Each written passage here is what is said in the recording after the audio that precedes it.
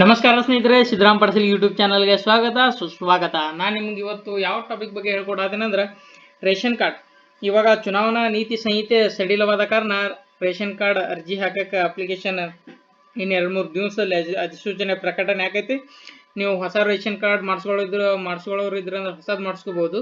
ಮತ್ತು ಹಾಗೆ ಹೆಸರನ್ನು ಆ್ಯಡ್ ಮಾಡ್ಕೊಳ್ದಿದ್ರೆ ಮಾಡ್ಕೋಬಹುದು. ನಾವಿವತ್ತು ನಾಳೆ ಮತ್ತು ಇವತ್ತು ರೇಷನ್ ಅರ್ಜಿ ಚಾಲು ಇದೆ ಅಂತ ಹೇಳಿದ್ದಾರೆ.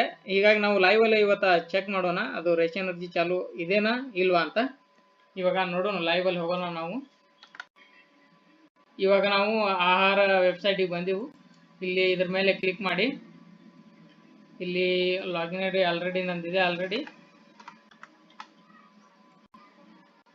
ಕ್ಲಿಕ್ ಮಾಡಿ ನೋಡ್ಬೋದು ಸ್ನೇಹಿತರೆ. ಇನ್ನೂ ಎರಡು ಬೇಡ 3 ದಿವಸ ಇವತ್ತು ಚಾಲು ಮಾಡಿದ್ದಾರೆ ಅಂತ ಹೇಳಿದ್ದಾರೆ.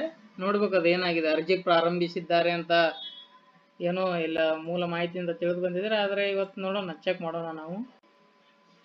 ಆದರೆ ಪಕ್ಕ ಇನ್ನು 2-3 ದಿವಸದಲ್ಲಂತರೂ ಪಕ್ಕ ರೇಷನ್ ಕಾರ್ಡ್ ಚಾಲು ಆಗುತ್ತೆ ಸ್ನೇಹಿತರೆ. ನೀವೆಲ್ಲರೂ ಡಾಕ್ಯುಮೆಂಟ್ ತಯಾರು ಮಾಡಿ ಇಟ್ಕೊಳ್ಳಿ. ಇನ್ಕಮ್ ಕಾಸ್ಟು, ಆಧಾರ್ ಕಾರ್ಡು ಇಟ್ಕೊಳ್ಳಿ.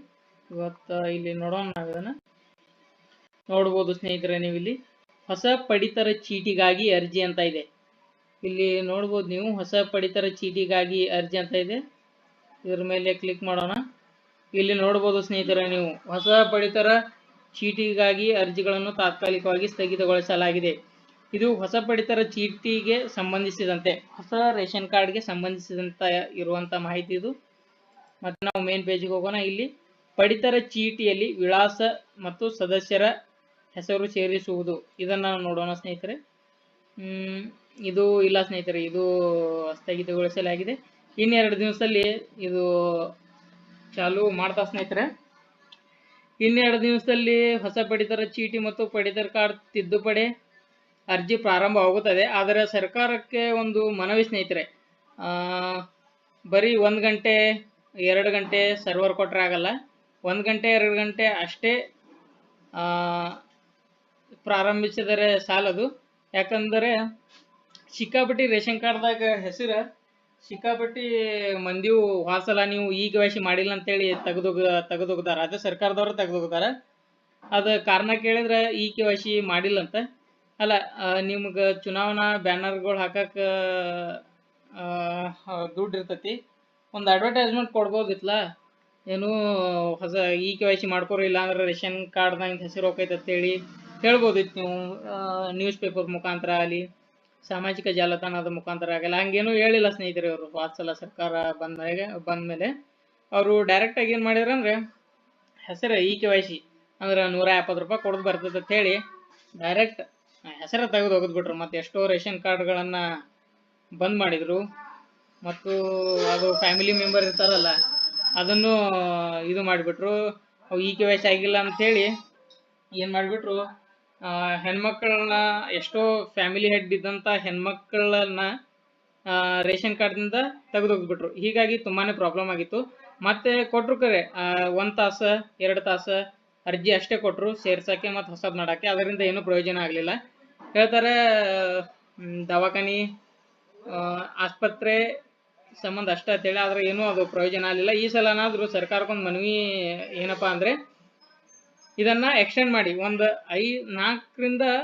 3ರಿಂದ 4 ತಾಸಾದರೂ ಅರ್ಜಿ ಹಾಕೋಕ್ಕೆ ಮತ್ತು ಪಡಿತರ ಚೀಟಿ ಹೆಸರು ಕುಣ್ಸಕ್ಕೆ ಕೊಡಿ. ಇಲ್ಲ ಅಂದರೆ ಇದು ಚೆನ್ನಾಗಿ ಕಾಣಲ್ಲ. 1 ತಾಸಲ್ಲಿ ಏನೂ ಆಗಲ್ಲ. ಮಿನಿಮಮ್ ಎಷ್ಟು ರೇಷನ್ ಕಾರ್ಡ್ದಾಗಿಂದ ಹೆಸರು ಮೆಂಬರ್ನ ತೆಗೆದೋಗ್ದಾರಂದ್ರೆ, ವಾತ್ಸಲ KYC ಮಾಡಿಲ್ಲ ಅಂತೇಳಿ ನಮ್ಮೂರುವೆ ಮಿನಿಮಮ್ ಎಷ್ಟಪ್ಪ ಅಂದ್ರೆ 950 ಹೆಸರು ತೆಗೆದೋಗ್ಬಿಟ್ರ. ಅಂದ್ರೆ ಹಿಂಗೆ ಇಡೀ ಆಲ್ ಓವರ್ ಕರ್ನಾಟಕ ತುಂಬ ಮಿನಿಮಮ್ ಏನಿಲ್ಲ ಅಂದ್ರೂ 35ರಿಂದ 40 ಲಕ್ಷ ಮೆಂಬರ್ಗಳು ರೇಷನ್ ಕಾರ್ಡ್ದಾಗಿಂದ ಹೆಸರು ತೆಗೆದೋಗ್ತಾರೆ. ನಿಮ್ದು ಯಾಕಂದ್ರೆ 150 ರೂಪಾಯಿ ಮತ್ತು 2000 ರೂಪಾಯಿ ಬರೋದು ಇರಲಿ. ಏನು ಪ್ರಾಬ್ಲಮ್ ಆಗೈತಪ್ಪ ಅಂದರೆ, ಇಲ್ಲಿ ಅವ್ರಿಗೆ ಸ್ಕಾಲರ್ಶಿಪ್ಪಿಗೆ ಮತ್ತು ಯಾವುದಾದ್ರು ಮತ್ತು ಇದು ದವಾಖಾನಿದು ಇರ್ತೈತಲ್ಲ, ಆಸ್ಪತ್ರೆ, ಇಂಥವಕ್ಕೆಲ್ಲ ಭಾಳ ಪ್ರಾಬ್ಲಮ್ ಆಗಿದೆ ಸ್ನೇಹಿತರೆ. ಹೀಗಾಗಿ ನೀವು ಒಂದು ಸರ್ಕಾರಕ್ಕೆ ಈ ಸಲ ಮನವಿ ಮಾಡಬೇಕು. ಏನಪ್ಪ ಅಂದರೆ, ಮಿನಿಮಮ್ ಒಂದು 3-4 ತಾಸಾದರೂ ನೀವು ಅರ್ಜಿ ಹಾಕೋಕ್ಕೆ ಏನು ಮಾಡಬೇಕು, ಟೈಮನ್ನು ಕೊಡಬೇಕಂತ ಸರ್ಕಾರಕ್ಕೆ ಮನವಿ ಮಾಡೋಣ. ಇನ್ನೇನು 2-3 ದಿವಸದಲ್ಲಿ ಚಾಲು ಆಗುತ್ತೆ ಹೊಸ ರೇಷನ್ ಕಾರ್ಡು ಮತ್ತು ರೇಷನ್ ಕಾರ್ಡ್ದಲ್ಲಿ ಹೆಸರು ತಿದ್ದುಪಡಿ. ಆವಾಗ ನೀವು ಹೆಸರು ಸೇರಿಸೋದೊಂದು ಚಾಲು ಮಾಡಿ ಸ್ನೇಹಿತರೆ. ಓಕೆ, ಇಷ್ಟು ಹೇಳಿ ನನ್ನ ಚಾನಲ್ ಯಾರ್ಯಾರು ಹೊಸದಾಗಿ ನೋಡ್ತಾ ಇದ್ದೀರಿ ಸಬ್ಸ್ಕ್ರೈಬ್ ಮಾಡ್ಕೊಳ್ಳಿ. ಹೆಚ್ಚಿನ ವಿಡಿಯೋಗಳಿಗಾಗಿ ಶ್ರೀರಾಮ್ ಪರ್ಸಿ ಯೂಟ್ಯೂಬ್ ಚಾನಲ್ಗೆ ಲೈಕ್, ಶೇರ್, ಸಬ್ಸ್ಕ್ರೈಬ್ ಮಾಡಿ ಸ್ನೇಹಿತರೆ.